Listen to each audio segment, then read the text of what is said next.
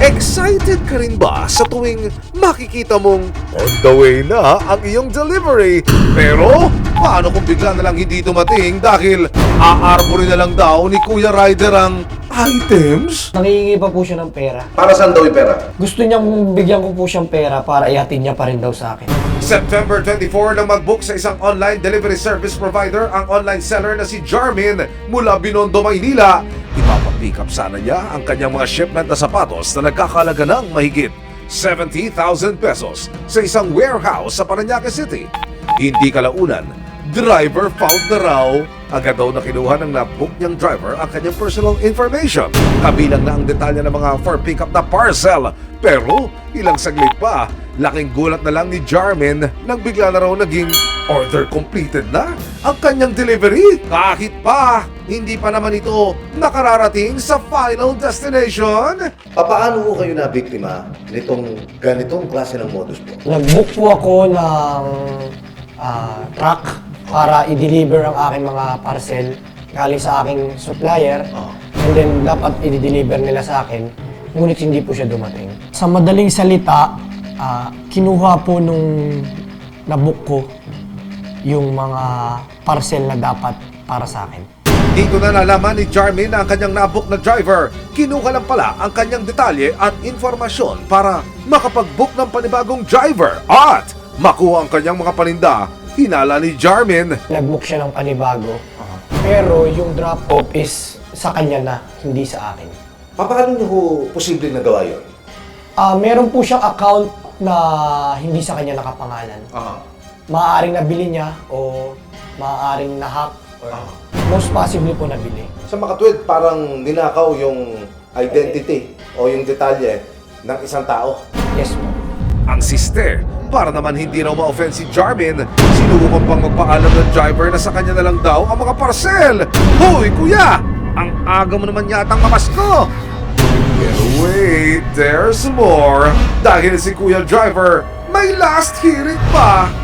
Nangihingi pa po siya ng pera. Para saan daw yung pera? Gusto niyang bigyan ko po siyang pera para ihatid niya pa rin daw sa akin. May nabasa pa ako rito. Ayan, usapan lalaki. Ano ba yung sabihin nun? Usapan lalaki daw, 1.5. Babayaran ko siya, then i-deliver niya. Para ho sa inyo, gaano ho ito naka-apekto sa inyong negosyo po, sa inyong hanap buhay? Malaki po. Since hindi naman po pinupulot ang pera sa negosyo at pinaghihirapan po yan kada sentimo po ng kinikita dyan, pawis at pagod po. Matapos ang insidente, agad ipinost ni Jarmin sa social media ang naranasang panloloko di umano sa kanya. May nag-message sa aking totoong driver na nag-deliver ng parcel ko. Nakapareham ng resibo ang sinasabing driver na nag-pick up sa mga parcel ni Jarmin sa isang warehouse sa Parañaque City. Itatago namin siya sa pangalang Alan. Depensa ni Alan, nakatanggap lang daw siya ng booking mula sa isa pang account na may detalye at informasyon ni Jarmin at ipinapa-drop ang mga ito sa isang barangay sa Las Piñas City. Mukha naman legit dahil nga lahat ng details ng package na kukuhanin ko is galing sa kanya. Yun din yung pinakita ko dun sa pick-up point, which is binigay din naman sa akin kasi kompleto nga. Pero noong mga panahong iyon, something's fishy na raw para kay Alan. Iyon ang isang pinagtaka ko rin kasi nga supposed to be hanggang kung saan yung address mo, hindi yung ita-transfer mo fa. So sinakay nila sa sidecar. Sa mga susunod na araw, nakakuha si Jarmin ng impormasyon kung saan posibleng i-deliver at sino ang tumanggap sa mga nawawala niyang parcel. Nung nalaman kong minor de edad siya, pinost ko siya sa Facebook at mayroong mga taong nagmagandang loob para ibigay yung impormasyon tungkol sa taong yun. Yung buong pangalan niya, yung lugar kung saan siya nakatira at kung sino yung mga magulang niya. Nang matuntunan ni Jarmin ang posibleng lokasyon ng menor de edad na maaaring susi para matuntun ang driver na nag-accept sa kanyang booking at ginamit ang kanyang pagkakakilanlan kasama ang resibo. Agad tumungo si Jarmin sa isang barangay sa Las Piñas City. Sa kagustuhan po ng complainant na magkaroon ng sagot sa kanyang mga tanong. So patungo ho kami sa isang area dyan sa Las Piñas at ang kanyang pakiwari ay doon naglagay yung posibleng suspect dito sa kaso na ito. Ako po si Jarmin po. Meron lang po akong idudulog na reklamo po. Scam po kasi ako. Ito po kasi yung tao ito. if kilala niyo po, involved po kasi siya po doon sa pagkawala ng parcel po. Siya po kasi po yung nag-receive ng parcel. Ganun.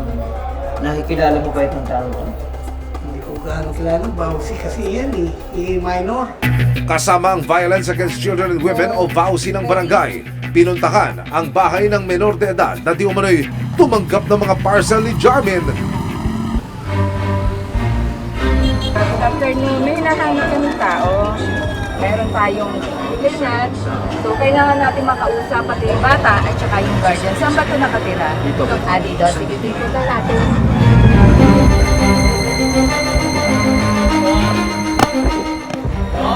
Kuya Dennis mo to. Ito, may ano ka muna, tanungin ka muna uli ni Bossy. Kasi ganito yung tayo. Wala namang ano po. Ano lang nang sa amin, confirmation lang kung dito nakatira. Yun lang po, wala na ibang tanong. Ayon sa nagpakilalang tiyuhin ng menor de edad, 3 araw na raw hindi umuwi ang kanyang pamangkin. Siya po kasi yung na-picturean na nag-receive po ng parcel. Hindi ko naman po sinasabing siya po yung may kasalanan.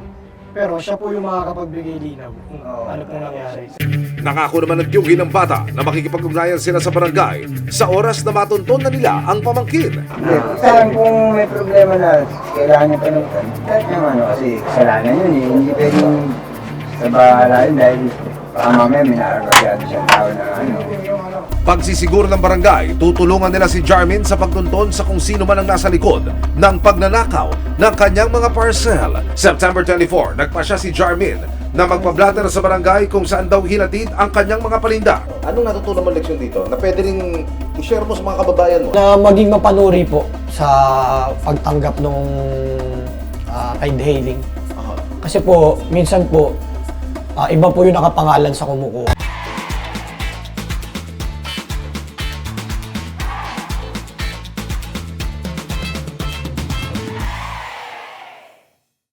Maraming salamat sa panonood, mga kapuso. Para masundan ang mga reklamong nasolusyonan ng resibo, mag-subscribe lamang sa GMA Public Affairs YouTube channel